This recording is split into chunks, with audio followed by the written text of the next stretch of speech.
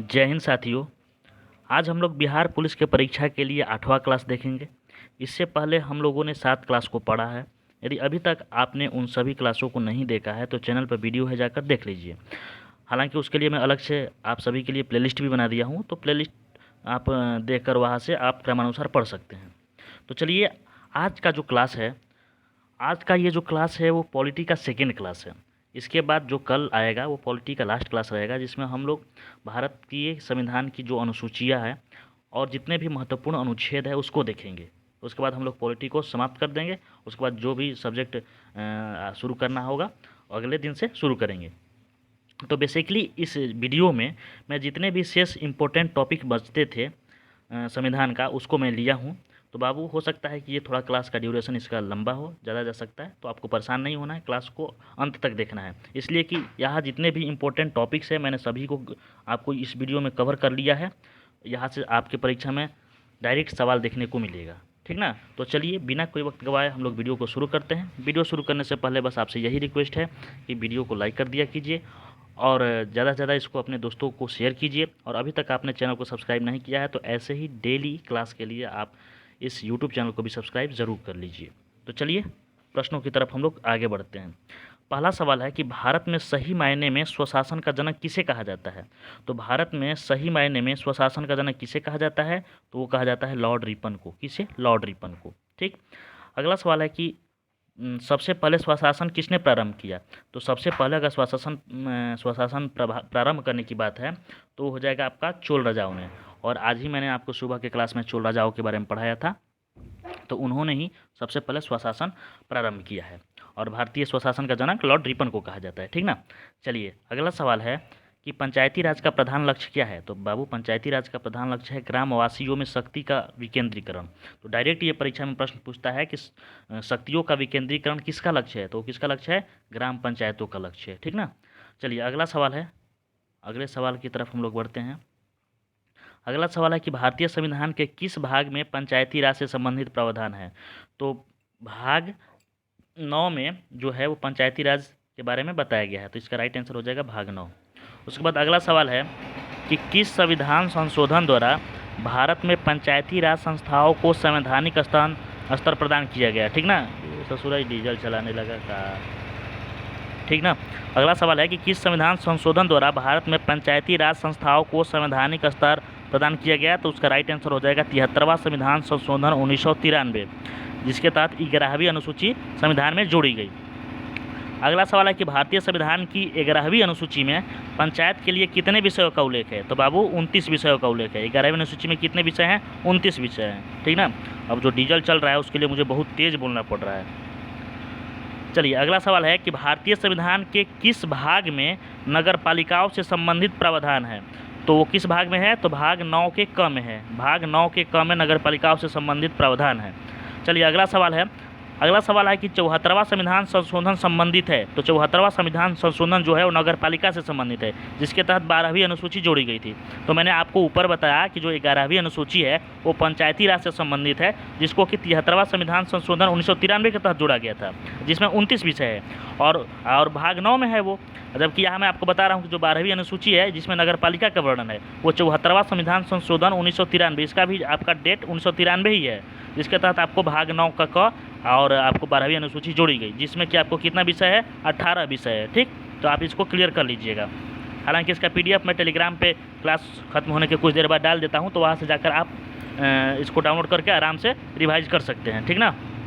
अगला सवाल है कि पंचायती राज प्रणाली किस सूची में है। तो पंचायती राज जो प्रणाली है वो राज सूची का विषय है। किसका विषय है? राज सूची का विषय है।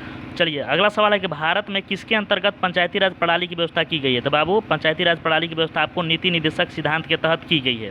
और आपको बताना है कि मैंने बताया था ग्राम पंचायतों का जो गठन होता है वो नीति निर्देशक सिद्धांत के किस अनुच्छेद में वर्णित है, मैंने आपको बताया था। तो आप कमेंट कीजिएगा जरूर, अभी वीडियो पॉज करके कमेंट करके बताइए। जितने लड़के पढ़े हैं, मैंने पढ़ाया है, उसको कमेंट करके बताना है, ठीक। चलिए, अगला सवाल है कि पंचायत के चुनाव कराने हेतु निर्णय किसके द्वारा लिया जाता है। तो देखिए, जो निर्णय है वो राज्य सरकार लेती है, लेकिन चुनाव कौन कराता है? तो राज्य निर्वाचन आयोग कराती है, ठीक ना। राज्य निर्वाचन आयोग द्वारा चुनाव कराई जाती है जबकि निर्णय राज्य सरकार द्वारा लिया जाता है। अगला सवाल है कि ग्राम पंचायत का चुनाव लड़ने के लिए न्यूनतम आयु कितनी होना चाहिए? तो न्यूनतम आपको 21 वर्ष आयु होना चाहिए। तो ग्राम पंचायत का मान लीजिए आपको मुखिया का चुनाव लड़ना है या फिर बीडीसी का या मान लीजिए वार्ड का ही लड़ना है, किसी का भी ग्राम पंचायत में जो आते हैं, तो आपका कम से कम 21 वर्ष का आयु होनी चाहिए। चलिए अगला सवाल है कि पंचायत की बैठक कितने महीने में एक बार होना चाहिए? तो बाबू 3 महीने में पंचायत की बैठक एक बार होना एकदम अनिवार्य है। अगला सवाल है कि मुखिया अपना त्यागपत्र किसको देता है? तो देखिए जो मुखिया है यानी जो आपका ग्राम प्रधान है वो जिला पंचायत अधिकारी को अपना त्यागपत्र देते हैं। किसको? जिला पंचायत अधिकारी। चलिए अगला सवाल है कि भारत में सबसे पहले राजस्थान में पंचायती राज की स्थापना किस वर्ष हुई थी? बाबू सबसे पहले पंचायती राज जो है वो राजस्थान के नगौर जिला में शुरू हुई थी। और कब हुई थी यही डेट पूछा है, तो वो डेट है आपको 2 अक्टूबर 1959, यानी जो महात्मा गांधी जी हैं इनके जन्मतिथि के अवसर पे आपको 2 अक्टूबर 1959 में शुरू किया गया था। अगला सवाल है कि देश में त्रिस्तरीय पंचायती राज व्यवस्था को किस राज्यों में सर्वप्रथम अपनाया? किस राज्यों ने सर्वप्रथम अपनाया बाबू? तो पहले राजस्थान, मैंने आपको ऊपर ही बता दिया है, उसके बाद आंध्र प्रदेश। तो ये आपको याद कर लेना है। अगला सवाल है जनरेटर बंद कराइए ना, जनरेटर बंद कराइए, कद फाइन मार देंगे, बंद कराइए। अगला सवाल है पंचायती राज प्रणाली कहाँ नहीं है? तो बाबू पंचायती राज प्रणाली कहाँ नहीं है? अरुणाचल प्रदेश और दिल्ली। अरुणाचल प्रदेश और दिल्ली में पंचायती राज व्यवस्था नहीं है। बाबू थोड़ा मैनेज कीजिएगा, ठीक ना। अगर इस वीडियो को अभी नहीं बनाएंगे तो फिर मेरे पास टाइम नहीं है, मुझे ड्यूटी जानी है, ड्यूटी है मेरी नाइट में, तो मैं नहीं बना पाऊँगा, तो फिर कल का क्लास डिले हो जाएगा और आपके पास समय भी बहुत कम है, ठीक। अगला सवाल है खाप पंचायत किस राज्य को पंचायत को कहा जाता है? तो जो खाप पंचायत है वो हरियाणा के पंचायत का नाम है। आगे बढ़ते हैं। अगला सवाल है कि पंचायत के सभी स्तरों पर महिलाओं के लिए कितने सीट आरक्षित है? तो बाबू महिलाओं के लिए 1/3 यानी 1/3 सीट आरक्षित है, जबकि बिहार में ये 50% है, यानी बिहार में 1/2 है। इसको याद कर लीजिएगा। अगला सवाल है कि त्रिस्तरीय पंचायत राज व्यवस्था की सिफारिश किस समिति द्वारा की गई थी? तो बाबू वो था बलवंत राय मेहता समिति। कौन समिति? बलवंत राय मेहता समिति, जिसके तहत त्रिस्तरीय पंचायत राज व्यवस्था की सिफारिश की गई थी, जिसमें ग्राम पंचायत, पंचायत समिति और जिला परिषद शामिल है, जो कि वर्तमान में अभी यही है। अगर 2 स्तरीय पूछेगा, द्विस्तरीय, तो हो जाएगा अशोक मेहता समिति, जिसमें मंडल पंचायत और जिला परिषद शामिल था। अगर मान लीजिए इसमें आप कन्फ्यूज होते हैं तो इसको कैसे याद किया जाए? तो देखिए बलवंत में बल आ रहा है बल ना, और त्रिस्तरीय में 3 आ रहा है, तो जिसके पास 3 आदमी होंगे उसके पास ज़्यादा बल होगा, और जिसके पास 2 आदमी रहेगा उसके पास कम बल होगा। मतलब आपको कोरिलेट करके याद कर लेना है कैसे भी करके, ठीक। चलिए आगे बढ़ते हैं। तो यहाँ जो है हमारा पंचायती राज, उसको हम लोगों ने कंप्लीट कर लिया, ठीक ना। अंततः उनको बंद ही करना पड़ा फाइन के डरे ना।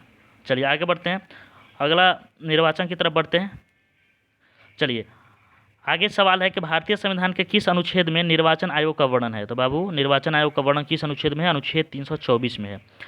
अगला सवाल है कि तारकोंडे समिति तथा गोस्वामी समिति का संबंध है, तो इसका संबंध किससे है? तो चुनाव व्यवस्था में आमूल सुधार से, जिसके तहत जो आपका निर्वाचन आयोग था उसमें 3 सदस्यीय बनाया गया। मैं 3 सदस्यों को बारे में बताया गया, पहले 2 सदस्यीय था, ठीक ना। एक मुख्य निर्वाचन आयोग था और एक अन्य आयुक्त थे। चलिए अगला सवाल है, आगे बढ़ते हैं। अगला सवाल है कि मुख्य निर्वाचन आयुक्त की नियुक्ति तथा उसकी पदच्युत करने का अधिकार किसको, यानी उसको पद से हटाने का और उसकी नियुक्ति कौन कर सकता है बाबू? तो राष्ट्रपति। किसको? तो मुख्य निर्वाचन आयुक्त को। चलिए अगला सवाल है कि प्रथम निर्वाचन आयुक्त कौन थे? तो प्रथम निर्वाचन आयुक्त आपको कौन थे बाबू? तो सुकुमार सेन थे। कौन थे? सुकुमार सेन, ठीक ना। चलिए आगे बढ़ते हैं, अगला सवाल को देखते हैं। अगला सवाल है कि जिला का सबसे बड़ा निर्वाचन अधिकारी कौन होता है? तो जिला का सबसे बड़ा निर्वाचन अधिकारी आपको डीएम होते हैं, यानी जिलाधिकारी। हिंदी में जिलाधिकारी और आप डीएम भी हम लोग जिसको बोलते हैं। अगला सवाल है कि प्रॉक्सी मतदान क्या है? तो प्रॉक्सी मतदान आपने सुना होगा जब चुनाव होता है, तो इसका अर्थ क्या है? तो इसका अर्थ है कि जो सैन्य कर्मचारी या फिर विदेश में जो कार्य करते हैं तो वो तो वोट दे नहीं सकते हैं, लेकिन उनका तो अधिकार है ना भाई कि अपने, उनका ही तो देश है, तो उनको अधिकार है ना कि अपने देश में अपने हिसाब से वोट देने का।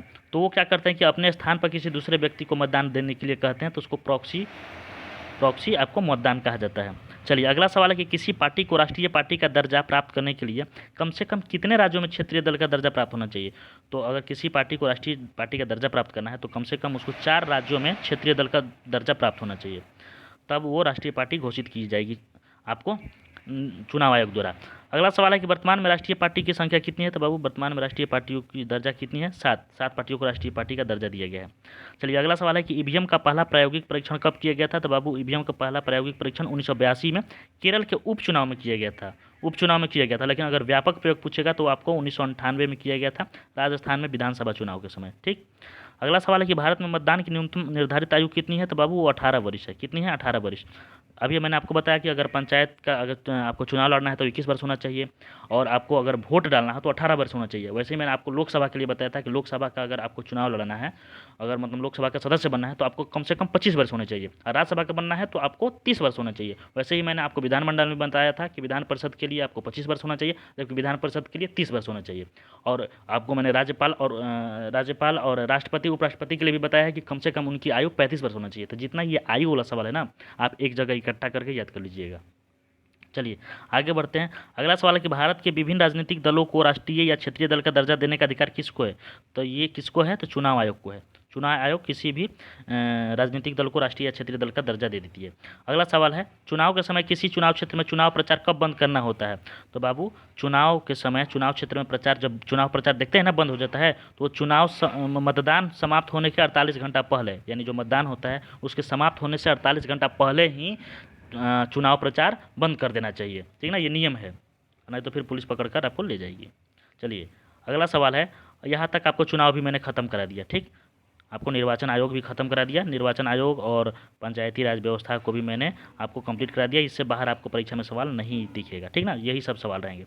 आगे बढ़ते हैं हम लोग। अब आते हैं कि जो सबसे पहले बहुत सारे टीचर पढ़ाते हैं संविधान सभा, संवैधानिक विकास, उसके बाद प्रस्तावना वस्तावना, तो ये हम लोग अंत में देखे हैं, आपको याद होना चाहिए। हमारे अनुसार से ये अंत में पढ़ाने में थोड़ा सा अच्छा लगता है, बाकी थोड़ा सा ये इसको फैक्चुअल चीज़ें है तो इसको याद ही कराना पड़ता है, तो उधर जितनी भी चीज़ें थी मज़ेदार चीज़ें थी। तो देखिए चलिए स्टार्ट करते हैं हम लोग संवैधानिक विकास को। इसके लिए पहला प्रश्न है कि रेगुलेटिंग एक्ट कब पारित किया गया था? तो रेगुलेटिंग एक्ट जो है वो 1773 में पारित किया गया था। कब? तो 1773 में। उसके बाद अगला सवाल है कि भारत के गवर्नर जनरल को किस एक्ट के द्वारा अपनी समिति के निर्णय को अस्वीकार करने का अधिकार मिला, यानी उसको वीटो शक्ति दी गई? तो वो 1746 का आपका चार्टर एक्ट के तहत, 1746 का चार्टर एक्ट यानी अमेंडमेंट एक्ट के तहत वो वीटो शक्ति मिल गया कि वो अपने जो समिति है उसके निर्णय को अस्वीकार कर सकते हैं। चलिए आगे बढ़ते हैं। अगला सवाल है कि भारतीय शिक्षा पर प्रतिवर्ष, देखिए ये सवाल आपको बहुत बार पूछा है कि भारतीय शिक्षा पर प्रतिवर्ष 1 लाख खर्च करने का प्रावधान किस अधिनियम के तहत था? तो वो 1813 का चार्टर अधिनियम, ठीक ना, 1813 का चार्टर अधिनियम। अगला सवाल है कि भारत सचिव का पद तथा गवर्नर जनरल की जगह वायसराय पद किस अधिनियम के तहत किया गया था? बाबू वो किया गया था आपको 1858 का भारत शासन अधिनियम, 1858 का। इसी समय से आपका जो ईस्ट इंडिया कंपनी है, इसकी जो है वो भारत पर जो शासन कर रहा था इसको समाप्त कर दिया गया, और इसका डायरेक्ट आपको चला गया जो वहाँ के महारानी थी वहाँ शासन, ठीक ना, भारत का। चलिए अगला सवाल है कि वायसराय को अध्यादेश जारी करने की शक्ति किस अधिनियम के तहत दी गई? तो बाबू वायसराय को अध्यादेश जारी करने की शक्ति वो किस अधिनियम के तहत दी गई थी? थोड़ा सा मैं इसको छोटा कर रहा हूँ, वो आपको 1861 का अधिनियम। कौन? 1861 का अधिनियम। चलिए अगला सवाल है कि मार्ले मिंटो सुधार बिल किस वर्ष पारित किया गया था? तो मार्लो मिंटो सुधार आपको 1909 में। इसके तहत क्या था कि पृथक निर्वाचन प्रणाली, क्या था? पृथक निर्वाचन प्रणाली। इसका मतलब सांप्रदायिक प्रतिनिधित्व, मुसलमानों के लिए अलग से आपको जो था क्या बोलते हैं, पृथक निर्वाचन करना था, इस वजह से इसको सांप्रदायिक प्रतिनिधित्व भी बोला जाता है। पूछ देता है कि सांप्रदायिक प्रतिनिधित्व किसका उद्देश्य था? तो मार्लो मिंटो सुधार का, और वो 1909 में आया था, ठीक। अगला सवाल है कि प्रांत में द्वैत शासन किस प्रावधानों का सार था? तो बाबू प्रांत में द्वैत शासन 1919 में मॉन्टेक्यू चेम्सफोर्ड सुधार के समय। अगर वही केंद्र में पूछेगा तो वो हो जाएगा भारत सरकार अधिनियम 1935, भारत सरकार अधिनियम 1935, इसको याद कर लीजिए। कि केंद्र में द्वैत शासन 1935, और जबकि प्रांत में द्वैत शासन 1919 के मॉन्टेक्यू चेम्सफोर्ड सुधार अधिनियम के तहत, ठीक ना। इन दोनों में लोग लड़के कन्फ्यूजन रहते हैं, तो कन्फ्यूज आपको नहीं रहना है, देख लीजिए। चलिए अगला सवाल है कि भारत की संविधान सभा किसके अनुसार गठित की गई थी? बाबू जो भारत की संविधान सभा है वो गठित की गई थी कैबिनेट मिशन 1946 के तहत, कैबिनेट मिशन 1946 के तहत भारत की संविधान सभा गठित की गई थी। फिर अगला सवाल है कि कैबिनेट मिशन की अध्यक्षता किसके हाथ में थी? तो जो कैबिनेट मिशन की अध्यक्षता थी वो लॉर्ड पैथिंग लॉरेंस के हाथ में थी। किसके हाथ में थी?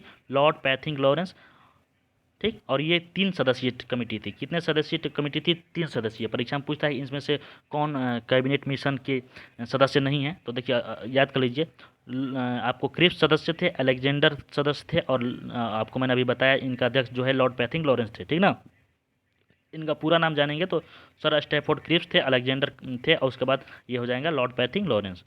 चलिए अगला सवाल है। अगला सवाल है कि कैबिनेट मिशन योजना के अनुसार संविधान सभा में कुल कितने सदस्य होने थे? तो बाबू उस समय कैबिनेट मिशन के अनुसार आपको 389 सदस्य होने थे। चलिए आगे बढ़ते हैं। अगला सवाल है कि संविधान सभा में किस देशी रियासत के प्रतिनिधि ने भाग नहीं लिया था? तो हैदराबाद के कोई भी प्रतिनिधि भाग नहीं लिए थे, ठीक ना। हैदराबाद आपको देशी रियासत के कोई भी प्रतिनिधि ने भाग नहीं लिया था। आगे की ओर बढ़ते हैं। अगला सवाल है कि डॉक्टर अंबेडकर का संविधान सभा में निर्वाचन कहाँ से हुआ था? तो जो डॉक्टर भीमराव अंबेडकर जी थे वो पश्चिम बंगाल से चुन कर आए थे, ठीक ना, पश्चिम बंगाल से। चलिए आगे बढ़ते हैं।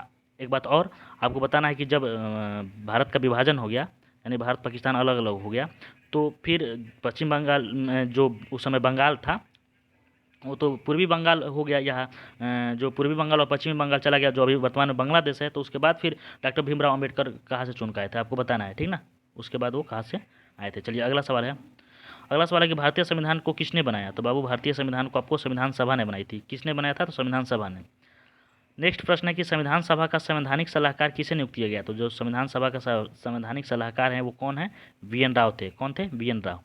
चलिए ये डायरेक्ट परीक्षा में पूछ देता है, इसको याद कर लीजिए। अगला सवाल है कि संविधान सभा द्वारा अंतिम रूप से पारित संविधान में कुल कितने अनुच्छेद और अनुसूचियाँ थी? तो बाबू जब संविधान सभा अंतिम रूप से पारित की गई थी, यानी लागू की गई थी, तो उस समय भारतीय संविधान में टोटल 8 अनुसूचियाँ थी। कितनी? 8 अनुसूचियाँ। और अनुच्छेद कितने थे? 395, ठीक ना। चलिए आगे बढ़ते हैं। आगे प्रस्तावना है, उससे पहले जो संविधान से रिलेटेड, संविधान सभा और उसके बाद संविधान निर्माण से रिलेटेड जितने भी और चीज़ें हैं उसको हम लोग देख लेते हैं। सबसे पहले हम लोग एक जगह इंपॉर्टेंट डेट को देखते हैं। बाबू ये आपको परीक्षा में पूछता है, मैंने अपने नोट से लिया है, उसको आप लोग देख लीजिए, इंपॉर्टेंट जो डेट है उसको। सबसे पहले बात करते हैं कि अंतरिम सरकार का गठन कब किया गया था? तो 2 सितंबर 1946। यहाँ से भी आपको परीक्षा में पक्का प्रश्न पूछेगा, इसलिए आप इसको देख लीजिए। हालांकि स्क्रीनशॉट भी ले सकते हैं, नहीं तो इसका मैं पीडीएफ तो डाल ही दूंगा। तो अंतरिम सरकार का गठन कब किया गया था? तो 2 सितंबर 1946 को। वही जो संविधान सभा है उसका प्रथम बैठक कब हुई थी? तो वो हुआ था 9 दिसंबर 1946, जिसके तहत सच्चिदानंद सिन्हा को अस्थायी अध्यक्ष के रूप में चुना गया, इसलिए कि उस समय सबसे बुजुर्ग ये व्यक्ति थे, ठीक ना। उसके बाद आगे बढ़ते हैं। तो जो अस्थायी अध्यक्ष के रूप में बाद में 11 दिसंबर को किसको चुना गया? तो राजेंद्र प्रसाद को, ठीक। संविधान सभा का अस्थायी अध्यक्ष कौन थे? राजेंद्र प्रसाद, और ये 11 दिसंबर को चुने गए। अगला सवाल है कि जो पंडित नेहरू थे, इनके द्वारा उद्देश्य प्रस्ताव संविधान सभा को कब पेश किया गया? तो संविधान सभा में उद्देश्य प्रस्ताव पंडित नेहरू द्वारा 13 दिसंबर 1946 को पेश किया गया। कब किया गया? 13 दिसंबर 1946 को। और ये प्रस्ताव कब स्वीकृत हुआ? तो 22 जनवरी 1947 को ये प्रस्ताव स्वीकृत हो गया था, ठीक ना, उद्देश्य प्रस्ताव, जो कि आगे जाकर प्रस्तावना भी बन जाता है। तो ये याद कर लीजिए, इंपॉर्टेंट चीज़ है ये, जितने भी मैं आपको डेट बता रहा हूँ प्रमुख, ये सब इंपॉर्टेंट है। अगला सवाल है कि माउंट बेटन योजना कब आया था? तो माउंट बेटन योजना आपको 3 जून 1947 को आई थी, ठीक। चलिए अगला सवाल है कि ब्रिटिश पार्लियामेंट में जो राष्ट्रीय ध्वज है हमारा, वो उसका मतलब जो कब पारित किया गया था, मतलब पास हो गया था? तो ये 18 जुलाई 1947 में, ब्रिटिश पार्लियामेंट में 18 जुलाई 1947 को आपको पास हो गया था, और 22 जुलाई को हम लोग ने उसको स्वीकार कर लिया था। चलिए आगे बढ़ते हैं।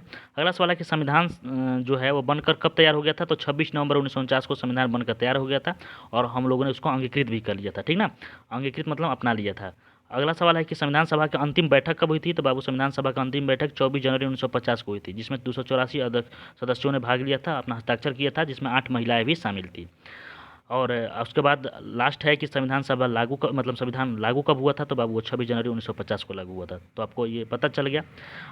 बाकी यहाँ नोट में देख लीजिए कि जो संविधान सभा का प्रथम वाचन चला था, कभी कभी पूछ देता परीक्षा में, वो 4 से 9 नवंबर 1948 तक चला था, ठीक। तो ये जितने भी मैंने आपको बताए हैं यहाँ डेट, इंपॉर्टेंट डेट, ये बहुत ही महत्वपूर्ण है, और एक जगह मैंने आपको कलेक्ट किया है अपने नोटबुक में। जब मैं परीक्षा देने जाता हूँ ना, तो ऐसे बहुत कलेक्ट किया हूँ, डायरेक्ट उसको पढ़ लेता हूँ, वही से मैक्सिमम सवाल पूछते हैं, ठीक ना। वैसे मैं आपको पीसीएस लेवल का नोट्स है मेरा, लेकिन अगर परीक्षा के लास्ट समय में आपको मैं अपना शॉर्ट नोट्स बनाया हूँ वही देख रहा हूँ, और वही से मैं आपको फ़ोटो खींचकर आप लोग को भी पढ़ा रहा हूँ कि आपको भी फ़ायदा हो, ठीक ना। चलिए आगे बढ़ते हैं। आगे देखते हैं, देखिए यहाँ भी रिमार्क्स है, इसको भी देख लिया जाए। तो बाबू जो राष्ट्रीय ध्वज है, मैंने अभी आपको बताया कि ब्रिटिश पार्लियामेंट में 18 जुलाई को पास हो गया था, लेकिन भारतीय जो भारत हैं वो राष्ट्रीय ध्वज को कब अपनाया था? तो आपको 22 जुलाई 1947 को अपनाया गया था। वही राष्ट्रगान और राष्ट्रीय गीत, ये दोनों याद कर लीजिए, ये दोनों को 24 जनवरी 1950 को, 26 नहीं 24 जनवरी। राष्ट्रीय ध्वज को 22 जुलाई 1947, राष्ट्रगान को 24 जनवरी 1950 में अपनाया गया था, ठीक ना, जब संविधान की अंतिम बैठक हुई थी। लेकिन राष्ट्रीय जो चिन्ह है उसको कब अपनाया गया? तो 26 जनवरी 1950 को, ठीक ना, 26 जनवरी 1950 को, जब हमारा जो क्या बोलते हैं संविधान लागू हुआ तब। उसके बाद अगर पंचांग पूछेगा तो पंचांग को बाबू 22 मार्च 1957 को, पंचांग को कब अपनाया गया? 22 मार्च 1957। ठीक, चलिए आगे बढ़ते हैं, आगे स्लाइड को देखते हैं। अगला स्लाइड देखिए जो संविधान जब निर्माण हो रहा था संविधान का, तो उसमें बहुत सारी समितियां बनी थी, तो उसके समितियों का अध्यक्ष पूछ देता है कि किस समिति का कौन सा अध्यक्ष थे, तो उसको भी देख लेते हैं। इसको थोड़ा ट्रिक से याद करने का कोशिश करेंगे। चलिए अगला सवाल अगला है कि संचालन समिति का अध्यक्ष कौन थे? तो बाबू संचालन का समिति का अध्यक्ष डॉक्टर राजेंद्र प्रसाद है। कौन? डॉक्टर राजेंद्र प्रसाद। इसको कैसे याद करेंगे? तो देखिए संचालन में आ रहा है आपको, संचालन कौन करता है? यानी जो राज्य है और मान लीजिए अपना जो राजा होते हैं वही तो संचालन करते हैं अपने जो क्षेत्र है। तो यहाँ से आप राजेंद्र से राजा ले लीजिए और संचालन से आपका संचालन ले लीजिए। ठीक, आप इसको याद कर लीजिएगा। अगला सवाल है कि संघ संविधान समिति के अध्यक्ष कौन है? तो देखिए जिसमें संघ आएगा, संघ जिसमें आएगा, देखिए जैसे संघ संविधान समिति है, संघ शक्ति समिति है, तो इसके जो हो जाएंगे अध्यक्ष वो पंडित जवाहरलाल नेहरू हो जाएंगे। ठीक ना। उसके बाद अगला है कि प्रारूप, या फिर इसको मसौदा भी बोलते हैं, या इसको फिर ड्राफ्टिंग भी बोलेंगे। तो यदि आपका परीक्षा में प्रारूप पूछता है या फिर मसौदा पूछता है या फिर ड्राफ्टिंग पूछता है, तीनों में से कोई एक पूछेगा तो उसके अध्यक्ष हो जाएंगे डॉक्टर भीमराव अम्बेडकर। कौन हो जाएंगे? डॉक्टर भीमराव अम्बेडकर। और इस समिति में टोटल कितने सदस्य थे? तो 7 सदस्य थे। ठीक ना, इसको भी आप याद कर लीजिए। अगला सवाल है कि जो मूल अधिकार समिति थी या फिर अल्पसंख्यक परामर्श समिति थी, इसके कौन थे आपके अध्यक्ष? तो मूल अधिकार और अल्पसंख्यक परामर्श समिति के सरदार वल्लभ भाई पटेल थे। कौन थे बाबू? सरदार वल्लभ भाई पटेल। आपको बस यही याद करना है, बाकी सब तो मैं आपको ट्रिक से याद करा दिया। प्रारूप तो आपको याद ही होगा, डॉक्टर भीमराव अम्बेडकर। बाकी संघ जिसमें आएगा नेहरू जी हो जाएंगे। संचालन अपने राज्य का कौन करता है? तो राजा करता है। यहाँ से आप याद ही कर किए होंगे। आगे भी चलिए हम लोग देखते हैं कार्य संचालन समिति। तो बाबू जो कार्य होता है उसका संचालन कौन करता है? तो मुंशी लोग करते हैं। मुंशी लोग करते हैं। जितने भी आप जाइएगा, दुकानों पर जाइएगा या बड़े बड़े मतलब कहीं भी जाइएगा, या फिर देख लीजिए आप जब जिस थाने पर पोस्टिंग होगी उसमें भी मुंशी बोला जाता है, जो कि सारे कार्य को संचालन करते हैं, देखते हैं, संभालते हैं, मतलब कार्यालय में ड्यूटी करते हैं। तो कार्य का संचालन कौन करता है बाबू? मुंशी। तो इसलिए इसको के.एन. मुंशी इसका अध्यक्ष हो जाएंगे। ठीक ना। चलिए अगला है झंडा समिति का अध्यक्ष कौन है बाबू? तो झंडा समिति का अध्यक्ष आपको जे.बी. कृपलानी और राजेंद्र प्रसाद, ये दोनों आपको कंफ्यूज कर सकता है, इसलिए दोनों को याद कर लीजिए। ये दोनों आपको परीक्षा में रहेगा तो इसका आंसर होगा। झंडा समिति के कौन अध्यक्ष थे? तो जे.बी. कृपलानी और राजेंद्र प्रसाद। अल्पसंख्यक उप समिति के, तो अल्पसंख्यक उप समिति का आपका एस.सी. मुखर्जी हो जाएगा। ठीक ना। कौन हो जाएगा? एस.सी. मुखर्जी। अल्पसंख्यक उप समिति का आपका हो जाएगा एस.सी. मुखर्जी। तो मैंने आपको यहाँ जितनी भी इम्पोर्टेंट समितियाँ थी संविधान गठन होते समय वो मैंने आपको बता दिया। यही सवाल आपको परीक्षा में पूछा जाता है, तो इसको आप लोग याद कर लीजिए। आगे बढ़ते हैं। आगे हम लोग देखेंगे बाबू, आगे हम लोग देखेंगे कि जो संविधान में हम लोगों ने लिया है, किस देश के संविधान से क्या क्या हमने लिया है। ठीक ना। चलिए आगे बढ़ते हैं। देखिए ये भी पूछता है, संविधान स्रोत पूछता है ना, संवैधानिक स्रोत, कि ये चीज़ कहाँ से लिया गया है, तो वही हम लोग याद करेंगे। देखिए अमेरिका का बात किया जाए तो अमेरिका से हमने क्या क्या लिया है? तो बाबू मौलिक अधिकार लिया है अमेरिका से, न्यायिक पुनरावलोकन लिया है, संविधान की सर्वोच्चता लिया है, न्यायपालिका की स्वतंत्रता लिया है, राष्ट्रपति पर महाभियोग लिया है, उपराष्ट्रपति के पद लिया है, उच्चतम उच्च न्यायालय को न्यायाधीशों को हटाने की विधि भी ली है। तो उपराष्ट्रपति का जो पद है वो लिया है अमेरिका से ही लिया गया है। ठीक ना, मैंने आपको बताया था। और जबकि राष्ट्रपति का पद ब्रिटेन से लिया गया है, बताया था ना। चलिए आगे बढ़ते हैं। अगला है कि जो ब्रिटेन है वहाँ से क्या लिया गया था बाबू? तो ब्रिटेन से संसदात्मक शासन प्रणाली ली गई थी, एकल नागरिकता एवं विधि निर्माण प्रक्रिया ली गई थी और राष्ट्रपति का पद भी लिया गया था। ठीक। आगे है आयरलैंड के संविधान से हम लोगों ने क्या लिया था? तो आयरलैंड के संविधान से हम लोगों ने नीति निर्देशक तत्व, जिसका कि भाग 4 में वर्णन है।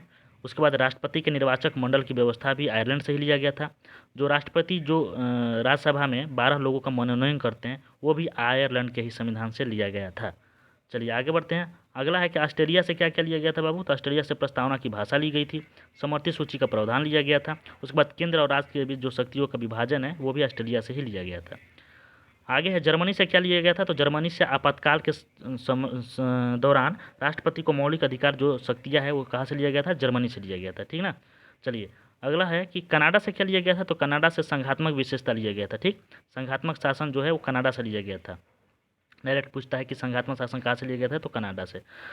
आगे है दक्षिण अफ्रीका से क्या लिया गया था? तो दक्षिण अफ्रीका से संविधान संशोधन की प्रक्रिया ली गई थी। दक्षिण अफ्रीका से संविधान संशोधन की प्रक्रिया ली गई थी। रूस से क्या लिया गया था? तो रूस से बाबू मौलिक कर्तव्य लिया गया था। रूस से क्या लिया गया था? मौलिक कर्तव्य लिया गया था। और वही जापान से, तो जापान से जो विधि द्वारा स्थापित प्रक्रिया है वो लिया गया था, यानी जो अभी कानून द्वारा चलता है हाई कोर्ट उसको लिया गया था। ठीक ना। तो यहाँ मैंने आपको संवैधानिक स्रोत भी बता दिया। ठीक। चलिए यह जो अल्पसंख्यक उप समिति है, इसके जो एस.सी. मुखर्जी मैंने आपको बताया है, ये आपको क्या बोलते हैं, उपाध्यक्ष थे, ठीक ना। किसी किसी बुक में उपाध्यक्ष भी लिखा रहता है, तो आप उसको देख लीजिएगा। चलिए आगे बढ़ते हैं। आगे क्या है बाबू, आगे बढ़ते हैं, ठीक ना। उपाध्यक्ष एस.सी. मुखर्जी हो जाएंगे और जो अध्यक्ष हो जाएंगे वो सरदार पटेल लिखा रहता है, ठीक। चलिए आगे बढ़ते हैं।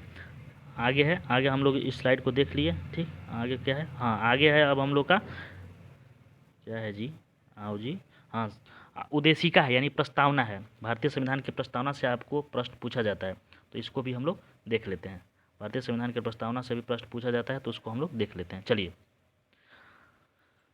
जो प्रस्तावना है आपको दिखाई दे रहा होगा, इस प्रस्तावना को सबसे पहले हम लोग पढ़ते हैं। हम भारत के लोग भारत को एक संपूर्ण प्रभुत्व संपन्न, देखिए संपूर्ण प्रभुत्व संपन्न, समाजवादी, पंथ निरपेक्ष, लोकतंत्रात्मक गणराज्य बनाने के लिए तथा उसके समस्त नागरिकों को, तो ये सबसे पहले आपको क्रम ही पूछ देगा। इसमें से बताइए कि भारतीय प्रस्तावना का क्रम क्या है। सबसे पहले संपूर्ण प्रभुत्व संपन्न आएगा, ठीक। उसके बाद समाजवादी आएगा, क्या आएगा, समाजवादी। उसके बाद पंथ निरपेक्ष, उसके बाद लोकतंत्रात्मक गणराज्य आएगा। तो इसको आप याद कर लीजिएगा। इसका जैसे अगर इंग्लिश में बात करेंगे तो SSDR होता है, ठीक ना, ठीक, SSDR। लेकिन इंग्लिश तो आपको मतलब ज़्यादा हैबिचुअल नहीं है आप, तो आप हिंदी में इसको याद कर लीजिएगा। उसके बाद है कि सामाजिक, आर्थिक और राजनीतिक न्याय, यानी उसके समस्त नागरिकों को सामाजिक, आर्थिक और राजनीतिक न्याय, यानी न्याय की चर्चा की गई है 3 न्याय कि कौन कौन न्याय, सामाजिक न्याय, आर्थिक न्याय और राजनीतिक न्याय। डायरेक्ट प्रश्न में परीक्षा में पूछता है प्रश्न, इसमें से संविधान की प्रस्तावना में कौन सी न्याय का चर्चा नहीं की गई है, तो आपका जो इन तीनों के अलावा रहेगा वो आंसर हो जाएगा। किसकी चर्चा की गई है, तो सामाजिक न्याय, आर्थिक न्याय और राजनीतिक न्याय। और वही 5 प्रकार की स्वतंत्रता, ये न्याय 3 प्रकार का हो गया, और 5 प्रकार की स्वतंत्रता कौन कौन, तो विचार, अभिव्यक्ति, विश्वास, धर्म और उपासना की स्वतंत्रता की बात की गई है, ठीक ना। उसके बाद प्रतिष्ठा और अवसर की समता, यानी 2 प्रकार की आपको समता की बात की गई है प्राप्त करने के लिए, तथा उन सब में व्यक्ति की गरिमा, राष्ट्र की एकता और अखंडता सुनिश्चित करने वाली बंधुता बढ़ाने के लिए दृढ़ संकल्प होकर अपनी इस संविधान सभा में आज तारीख 26 नवंबर 1949 मिति मार्ग से शुक्ल सप्तमी संवत 2006 विक्रमी को एतद द्वारा इस संविधान के अंगीकृत, अधिनियमित और आत्मअर्पित करते हैं। तो मैंने यहाँ पूरा पढ़ लिया, ठीक ना। जो प्रस्तावना उसको पूरा ही पढ़ना चाहिए। तो आप देख लीजिए, ये जो भारतीय संविधान की प्रस्तावना है यही है। आपको इससे सवाल पूछता है बाबू कि इसका क्रम बताइए, तो क्रम आप याद कर लीजिएगा। उसके बाद अगर पूछेगा कितने प्रकार का न्याय का वर्णन है, तो 3 प्रकार का न्याय का वर्णन है। और अगर स्वतंत्रता का बात की जाए तो 5 प्रकार की स्वतंत्रता है, ठीक। समता का बात की जाए तो 2 प्रकार की समता है। यही आपको परीक्षा में प्रश्न पूछता है, मैंने आपको बता दिया। हालांकि मैं यहाँ लिखा भी हूँ, उसको आप देख लीजिए। कैसे कहा आ गया यार, हाँ यहाँ ना कैसे ना होगा। चलिए देखिए, यहाँ मैं आपको लिखा हूँ कि भारतीय संविधान की कुंजी किसे कहते हैं, तो बाबू भारतीय संविधान की कुंजी प्रस्तावना को कहते हैं, ठीक। भारतीय संविधान की कुंजी किसे कहते हैं, प्रस्तावना को कहते हैं। उसके बाद अगला सवाल है कि प्रस्तावना किस देश से लिया गया है, तो प्रस्तावना हम लोगों ने अमेरिका से लिया है। जबकि प्रस्तावना की भाषा कहाँ से लिया गया है, तो ऑस्ट्रेलिया से लिया गया है। अगर भाषा पूछेगा तो ऑस्ट्रेलिया, अगर पूछेगा कि प्रस्तावना डायरेक्ट कहाँ से लिया गया है, तो अमेरिका से। प्रस्तावना में कितने प्रकार की स्वतंत्रता नागरिक को प्राप्त है, तो बाबू 5 प्रकार की स्वतंत्रता मैंने आपको अभी बताया प्रस्तावना में। और वही न्याय का पूछेगा तो न्याय कितने प्रकार का वर्णन है, तो न्याय आपको 3 प्रकार का न्याय का वर्णन है। कितने प्रकार का, 3 प्रकार के न्याय का। चलिए आगे बढ़ते हैं। आगे है कि भारतीय संविधान के प्रस्तावना में प्रथम और एकमात्र बार संशोधन कब किया गया था, तो बाबू भारतीय संविधान में प्रथम और एकमात्र बार, यानी अभी तक एक ही बार संशोधन हुआ है, वो 42वां संविधान संशोधन 1976 के समय हुआ था, जिसके तहत आपको समाजवादी, पंथ निरपेक्ष और अखंडता शब्द को जोड़ा गया था। तो ये डायरेक्ट परीक्षा में बहुत बार सवाल पूछा है, तो इसको याद कर लीजिए कि एक बार हुआ है संशोधन। वो संशोधन 42वां संविधान संशोधन 1976 को हुआ है, जिसके तहत समाजवादी, पंथ निरपेक्ष और अखंडता शब्द जोड़ा गया है। इसको कैसे याद करना है, तो आप इसको याद कर लीजिए स अप, ये स अप याद कर लीजिए, ठीक ना। स अप यानी समाजवादी, पंथ निरपेक्ष और अखंडता शब्द को जोड़ा गया। अगला सवाल है कि भारत जो है वो किस प्रकार का राष्ट्र है, तो बाबू धर्मनिरपेक्ष राष्ट्र है। कैसा राष्ट्र है, धर्मनिरपेक्ष राष्ट्र है, ठीक ना। यानी जो देश है उसका अपना कोई अपना धर्म नहीं है, ठीक ना। ये किसी धर्म को बढ़ावा नहीं दे देती है। चलिए, मैंने जितने भी इम्पोर्टेंट फैक्ट्स थे उसको क्लियर किया, यहाँ समाप्त किया, आपको अच्छी तरह से समझाया, याद कराया। उसके अलावा भी अन्य तथ्य हैं जिसको हम लोग देख लेते हैं, उसके बाद हम लोग इस क्लास को समाप्त करेंगे, ठीक ना। अच्छा खासा समय भी हम लोगों ने ले लिया। अगला सवाल है, देखिए अन्य तथ्य में कुछ सवाल है जो कि इम्पोर्टेंट है, उसको मैंने यहाँ लिख दिया है। लिखित संविधान का प्रारंभ सर्वप्रथम किस देश में हुआ था, तो लिखित संविधान का जो प्रावधान है वो सबसे पहले अमेरिका में शुरू हुआ था, ठीक ना। और वही पूछेगा आपका कि सबसे सबसे बड़ा लिखित संविधान किस देश का है, तो वह अपना भारत का है। ठीक, किस देश का है, भारत का है। ठीक ना। चलिए अगला सवाल है कि राष्ट्रीय जो मानवाधिकार आयोग होता है उसका अध्यक्ष किसे चुना जाता है, तो बाबू वो सुप्रीम कोर्ट का कोई सेवानिवृत्त या मुख्य न्यायाधीश हो या फिर न्यायाधीश हो। सेवानिवृत्त मतलब रिटायर, अगर कोई वहाँ मुख्य न्यायाधीश हैं या फिर अगर न्यायाधीश ही हैं सुप्रीम कोर्ट का, तो उनको राष्ट्रीय मानवाधिकार आयोग का अध्यक्ष चुना जाता है। ठीक ना। चलिए आगे बढ़ते हैं। अगला सवाल है कि भारत के प्रथम लोकपाल कौन है, तो बाबू भारत के प्रथम लोकपाल आपको कौन है, पिनाकी चंद्र घोष। पीसी घोष भारत के पहले लोकपाल हैं। ठीक ना। अगला सवाल है शिक्षा किस सूची का विषय है, तो शिक्षा जो है वो समर्थित सूची का विषय है। किस सूची का विषय है, समर्थित सूची का विषय है। चलिए आगे बढ़ते हैं। अगला सवाल है कि भारतीय राष्ट्रगान को पहली बार कब गाया गया था, तो भारतीय राष्ट्रगान को पहली बार 1911 में गाया गया था। कब गाया गया था, 1911 में। चलिए अगला सवाल है कि भारतीय जो संविधान है इसकी 8वीं अनुसूची में वर्तमान समय में कितनी भाषाएं हैं, तो इसमें कितनी भाषाएं हैं, 22 भाषाएं हैं। कितनी भाषाएं हैं, 22 भाषाएं। 22 भाषाओं का मैं अलग से वीडियो भी आपको प्रोवाइड कराया हूँ, बहुत पहले बनाया था 1-2 साल पहले, तो उसको देख लीजिएगा। आपको याद नहीं करना पड़ेगा, मैं आपको मैप के सहायता से आपको 22 भाषाओं को याद कराया हूँ, तो वहाँ से देख लीजिएगा। वहाँ से प्रश्न पक्का पूछता है कि इनमें से कौन 22 भाषाओं में भाग मतलब 8वीं अनुसूची में 22 भाषाओं में नहीं है। ऑप्शन में आपको 3 रहेगा और 1 नहीं रहेगा। इसके अलावा ये भी पूछता है कि कौन सी संविधान संशोधन के तहत ये आपको ये भाषा जोड़ी गई, ये जोड़ी गई, तो आपको पूछता है, तो आप उसको क्लियर कर लीजिएगा वहाँ से देखकर। ठीक ना।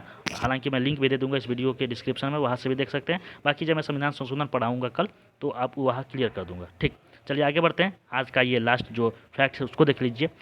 जो वेरूबारी संघ मामला था 1960 में, इसमें उच्चतम न्यायालय ने अपने निर्णय में ये कहा था कि प्रस्तावना जो है वो संविधान का भाग नहीं है। तो डायरेक्ट आपको परीक्षा में पूछता है कि किस वाद विवाद में प्रस्तावना संविधान का भाग नहीं माना गया था। सुप्रीम कोर्ट ने किस वाद विवाद में बोला था कि प्रस्तावना संविधान का भाग नहीं है, तो वो वेरूबारी संघ मामला में। कब, 1960 में। लेकिन इसके विपरीत जो है वो केशवानंद भारती मामला में सुप्रीम कोर्ट ने संविधान में जो प्रस्तावना है उसका भाग मान लिया है। प्रस्तावना को संविधान का भाग मान लिया है। किस विवाद में, तो वो आपका केशवानंद भारती बनाम केरल 1973 में। ठीक ना, समझ गए बातों को। एक बार फिर से देख लीजिए। बेरूबारी संघ मामला में सुप्रीम कोर्ट ने प्रस्तावना को संविधान का भाग नहीं माना था, और जबकि केशवानंद भारती मामले में 1973 में संविधान का भाग आपको प्रस्तावना को माना गया, सुप्रीम कोर्ट ने माना है। तो ये रहा आपका पूरा जो पॉलिटी है वो 90% प्लस कंप्लीट मैंने कर दिया है। 10% में जो अनुसूची और महत्वपूर्ण अनुच्छेद बच जाते हैं उसको हम लोग कल के वीडियो में, और जो जितने इंपॉर्टेंट संविधान संशोधन, सॉरी मैं इसको बोलना भूल गया, उसको भी हम लोग देखेंगे। तो कल का वीडियो भी थोड़ा लंबा हो सकता है, क्योंकि कल याद ही कराना है आपको, कैसे भी करके हमको याद कराना है सब चीज़। अनुसूचियाँ याद कराना है, अनुच्छेद याद कराना है आपको, उसके बाद जो संविधान संशोधन है उसको भी याद कराना है। तो कल का वीडियो भी लंबा हो जाएगा। बाकी जो विकास सर क्लास करा रहे हैं, आज का जो मिला है हमको रिव्यू कि थोड़ा क्वालिटी कम है, जो प्रैक्टिस सेट है, तो उसको हम लोग सुधार करेंगे। जो जूम इन नहीं किए हैं क्वेश्चन का, उसको भी सुधार करेंगे। मैंने आपको बताया ही है आपको टेलीग्राम पर कि उनका पहला वीडियो था, ऑनलाइन प्लेटफॉर्म पर पहला वीडियो था, तो थोड़ा सा होता है, ठीक ना, दिक्कत होता है। बाकी सुधर जाएगा, कोई दिक्कत नहीं है। कंटेंट सही होना चाहिए। कंटेंट बहुत ज़बरदस्त था, और यही सब सवाल आपको परीक्षा में देखने को मिलेगा। तो बस बाबू, आज क्लास यही समाप्त करते हैं। मिलते हैं नेक्स्ट वीडियो में, तब तक के लिए जय हिंद। क्लास को ज़्यादा से ज़्यादा अपने दोस्तों में शेयर कीजिए, वीडियो को लाइक कीजिए, और अभी तक अपने चैनल को सब्सक्राइब नहीं किया है तो चैनल को सब्सक्राइब भी ज़रूर कर लीजिए।